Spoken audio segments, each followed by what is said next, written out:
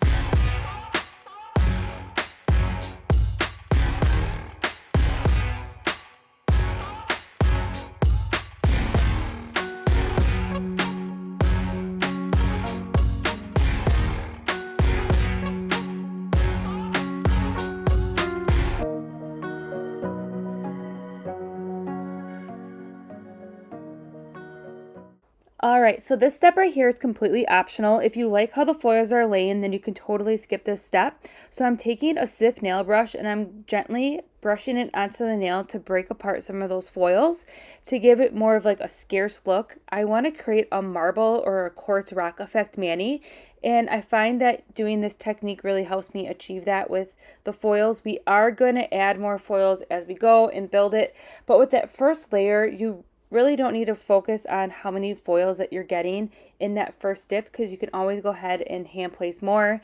But I find that using that stiff brush kind of helps me break away some of those larger pieces for a nice even surface. So that's just a little tip. All right, so we're going to continue dipping into the dip powder with that second layer here, and then I'm going to pop back in just a few moments when I'm doing a different technique for that marble effect.